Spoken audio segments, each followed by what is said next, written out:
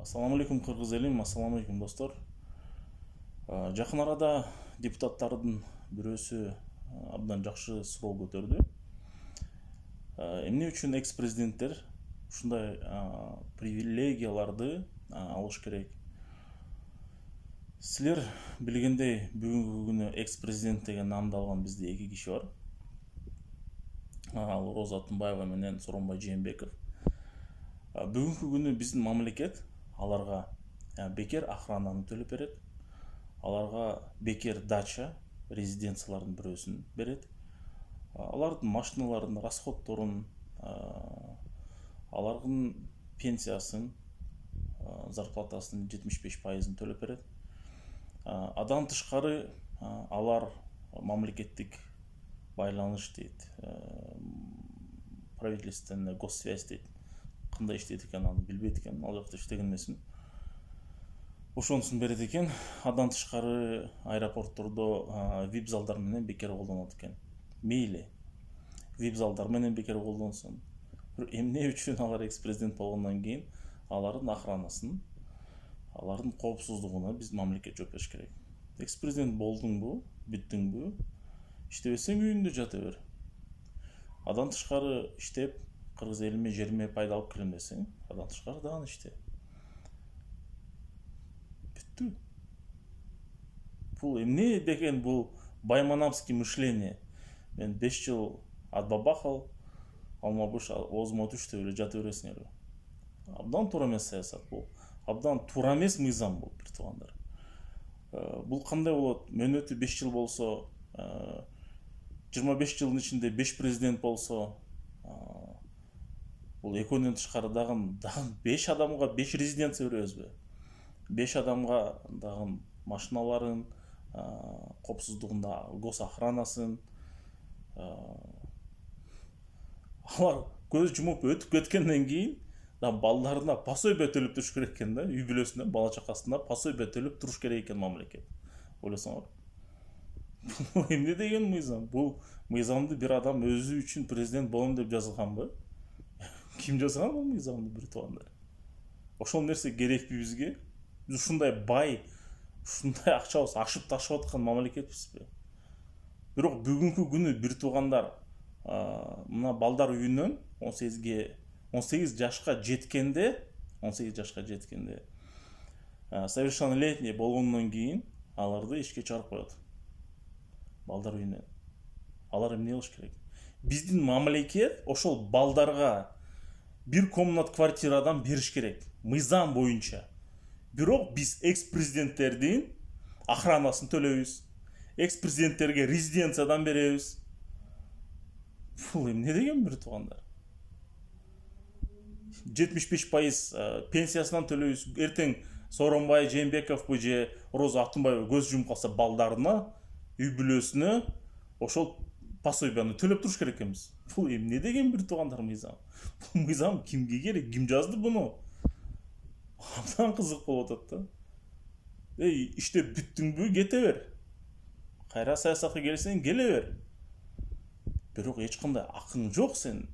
Мамлекеттен сен ишиң бүткөндөн кийин мамлекеттен дагы кайдагы бир резиденция, бекер дача алат экен, резиденция алат экен. Охранасын төлөп берет экен. Бул эмне деген? Канча деген миллион акча кетет, бир туугандар бул. Канча миллион акча кетет. Канча деген бизде жетимдер бар, бир туугандар. Канча деген жетимдер. Жыл сайын балдар үйүн бүтүп, канча деген жетим балдар чыгат. Ата энеси жок. Таянган ошол мамлекет болсо, мамлекет бир комната бере албайт бүгүн. Бир комната бере албай туруп, ар бир президентке резиденция берет. Бул не деген жашоо? Качан биз жетим жесирлерди качан ойлоп баштайбыз? Же бийликте отургандар эртең президент болом, анан минтем, анан тигинтем, анан пенсияга чыгам, ушундай сонун болот деп эле өзүн ойлоп таба береби? Бул бизде ушундай да, байманапский мышление. Бул вип городокто жашашат, элитный шаарларында өзүнчө отдельно жашашат, крутой машинасына отурат, ак үйгө келет, иштейт, ушул атмосферада элитный ресторанга барат, элитный саунага түшөт. Биздин депутат, министрлер барды ушундай. Барып новостройкага кирип элдин жашаганын көрүп чык. Шавкат Мирзиёев күндөрдүн биринде кайсыгы бир областта суу жетпей калдыбы, свет өчүп калдыбы. Ошол жерге контейнер коюп туруп, үй бүлөсү менен губернаторду алып барып жашаткызып койду. Бизде ошончуш керек да. Бизде ошончуш керек. Тетиги согуш болуп аткан жерге губернатордун, ошол министрдин, коопсуздук министрдин үйүн алып барып туруп коюп коюш керек. Үй бүлөсү менен чогуу. Жашап көрсүн ошол жерде. Чек ара маселесин чече албайбы? Жашап көрсүн ошол жерде. Канча деген новостройкалар бизде, конуштар. Канча деген маселелер чечиле элек. Ошол жерге алып барып жашатып коюш керек. Губернаторду, мэрди ошол жерде жашап, ошол жерге суу киргизип, жолун салып берсин. Чечсе болот го бул маселелерди. Бирок булар болсо өзүнчө бир сословие да. Мындай байманапский мышление, качан адам пейили кенен болуп, мындай бош жүрүп, карапайым эл менен эл болуп, адам менен адам болот. Не деген ой да биздечи? Айтып атпаймынбы, булар элди билбейт, эл кандай жашап атканынчы. Булар VIP городоктордо жашайт, VIP машиналарына отурат, офистерине, фирмаларына, өздөрүнүн резиденцияларына, өздөрүнүн ак үйлөрүнө барат, иштейт, кайра VIP машинасына отурат, VIP ресторандарга барат, VIP ресторандан кайра VIP машинасына отурат, анан кийин барып туруп VIP үйлөрүнө отуруп уктайт. Карапайым элдин кандай жашап атканын, маршруткада тыгылып, кандай кыйналып, ысып, быкшып баратканын кондиционер жок, аны ойлоп да койбойт. Элдин көйгөйүн ойлогон өзү адам барбы бизде? Ар бир президентке 25 жылдын